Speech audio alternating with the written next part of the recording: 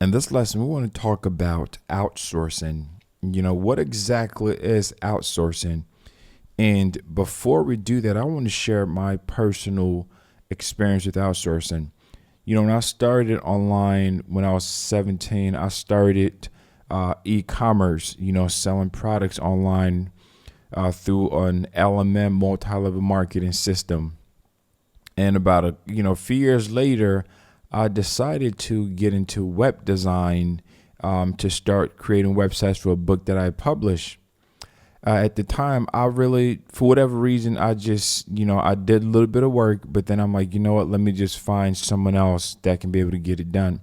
So I started to find people online to have them to do the work for me. And I would pay them a certain amount and they would get it completed within a certain time frame. So outsourcing essentially is you getting someone else to do things for you. Now, there are several reasons why people outsource, but these here are the most primary reasons why. Okay, there are four major reasons why people outsource. As I mentioned before, there are probably a whole lot more, but these here you will find this consistent everywhere. So the first reason why people outsource is, first, they don't want to do it.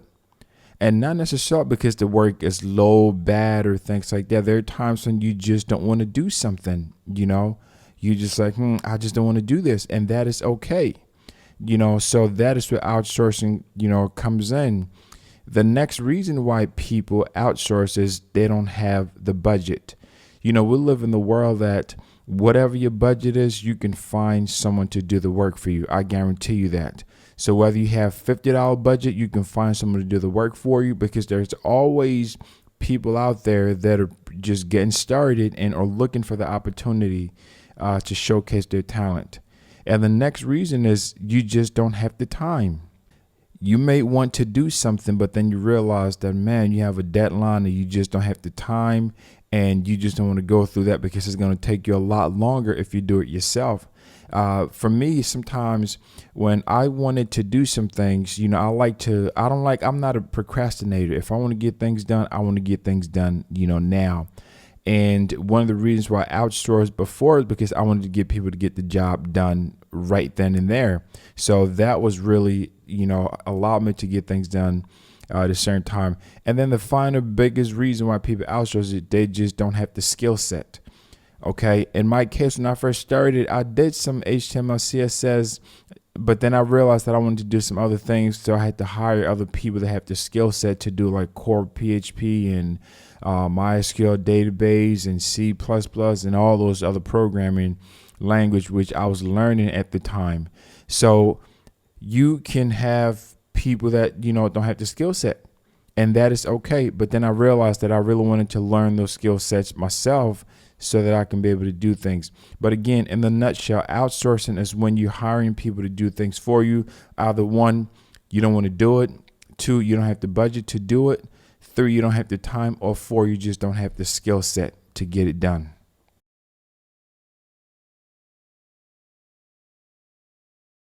In this lesson, I want to talk about the advantages and disadvantages of outsourcing. Now, as with anything, you're going to have the pluses and you're going to have the minuses. So, as I mentioned before, there's probably a ton of advantages with outsourcing, but I want to keep things very simple and straight to the point. And you're going to realize that these are the three biggest reasons why any company, from the Fortune 100 to the startup, these are the three biggest reasons why they outsource. The first one, and usually the most important one or the most decisive one, is the cost factor. You just don't have the budget to do something with your team, or you realize that what you want to get done, it can be done a lot cheaper from someone else that lives in a different country. For example, in the States, we outsource a lot to India and to China and to the Philippines. So those are recipients of, outsourcing, because they make a lot of money because we send the projects out there to them. So if you don't have a large budget sometimes and you feel like, man, you pinching, well, outsourcing, the advantage that comes with that is you can be able to get a really, really affordable price from someone somewhere else. And sometimes it's not always necessarily that the quality that they're doing is bad, but the rates that they charge in their country is different than what you may charge in your country. Like the labor in the US is very high. So most of the times when I started, I used to have a lot of people that were outsourced to different places because they just realized that the hourly wage or the prices from those in the US primarily, are out of their budget, even those from the States.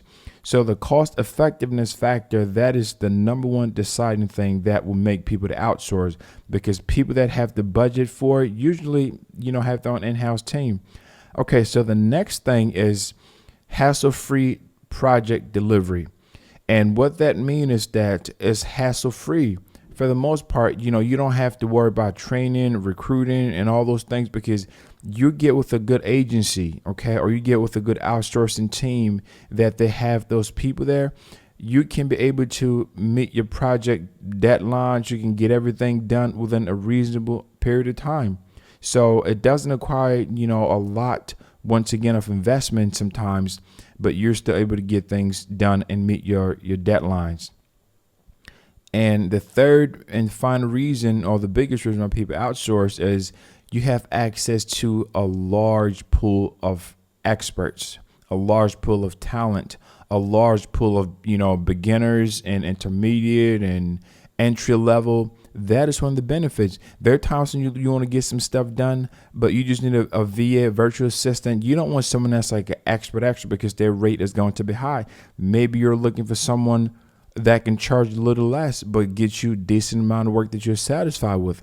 Well, in that case, that is where outsourcing has an advantage, because you have access to so many different talent, from the startup to the expert to the super expert to those that, sort of know what they're doing, but still trying to figure it out. So you have access to that. Now let's take a look at the disadvantages with outsourcing. And there are, I'm going to give you three of these once again. The first disadvantage with outsourcing is lack of control. When I started outsourcing years ago, one of the reasons why I stopped outsourcing is because I realized that I did not have control of the project. So I would outsource to people in different countries, and I realized that, the control that I had, it was just so the communication just wasn't there at all. It was very frustrating, and it's where if you have an in-house team, you can be able to, have complete control, see what's going on, get updated, know what's happening, things like that. With outsourcing, one of the biggest disadvantages is that you just don't have that luxury of working with people who, you feel like you have control. And that can be a problem. That can be a deal stopper for most people. For me, that certainly was. All right. The next reason is communication gap. This is probably another big thing for me. When I started, I outsourced to people in Pakistan and India. Now, let me be very clear about this. I've worked with some really awesome developers in India and Pakistan, which were the primary place that I used to outsource to. But also the biggest challenge that I faced was communication. There's a huge communication gap that caused me to just say, I'm not putting up with this anymore. Because there are times when I would explain something, because of the language barrier, they would say, okay, but then when the project was given to me, it was complete from their perspective, it wasn't what I explained. So that became very frustrating for me, because I'm like, I just can't keep going over this stuff over and over and over again. And I realized that the communication gap was so huge that it became more of a problem, that I ended up, spending 3 times more time than I wanted to, because I had to explain things sometimes like 4 or 5 times, and they still just didn't understand it from what I was trying to explain. So communication gap, it's a big thing, because most of the time when you outsource, you rarely ever work with the person that is working on your project. So if you're doing a website, you rarely ever work directly with the developers. You always work with a project manager. And anytime that you have a middle person, that can be complicated, because the project manager explains to the developer, and then gets the developer explained to the project manager, come back to you, and then back and forth, which, a lot of stuff get lost in translation. And the third reason people don't outsource is that you usually don't find relevant industry experience. There are a lot of people that come online and they say, I'm an expert this, I'm an expert that. And most of them are just saying that because they are trying to get projects. But they're really not expert. They don't really have the expertise in the area that you're looking for. They're probably working maybe one small project, but they'll come across and say, yeah, you know what? I can do this for you. I've done it before. And they'll put up, sometimes people put up fake resumes, they put up fake portfolios just to make you think that they've done this before, and they haven't. So when you hire them, it's like, wait a minute, I thought you said you've done this before. And then you realize that, man, this is not going to work. So these are the three biggest reasons why people don't outsource. Now, if you want to ask me, Matthew, do you recommend outsourcing or should I outsource my work? My answer would be twofold: yes and no. For me, I rarely outsource anything because I wanted to learn the necessary skills that's needed for me to make sure that I'm not dependent on anybody. I got in a point in my business when I started, I used to outsource everything. And one particular project, or I've had several instances like this, where I had a huge client, they were paying over $10,000 for me to do something for them. And at the time, that was like a huge amount of money. It was a long-term deal. So I outsourced to a company and I gave them all the specs. They say, yes, we can do this. We got you, And when it was time for me to see what they've done, the client was asking me, can I see what you've done? You said you completed about this time. I couldn't hear from that company. I didn't hear back from that company. I sent emails, I sent texts and all those things. I was just like, I was frustrated. After 3 weeks later, then they reached out to me and said, oh yeah, I'm sorry, something happened. I can't get back to you and blah, blah, blah. But at that point, it was just too late. So I'd already lost that contract. And for me, that was a big wake up call as to why I had to learn how to do things myself, because I never wanted to be in that predicament again where I'm so dependent on someone else that I have absolutely no control over the project on my own. So that's why I've been today.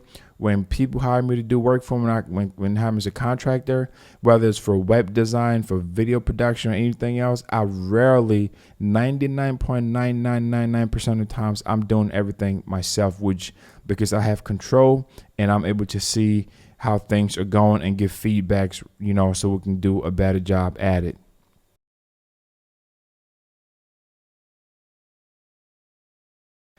In this lesson, we want to continue on about outsourcing, and I have some really good resource for you that if you're considering outsourcing, there's several websites that you can go to. These are the three that I've used, and they have, been very effective.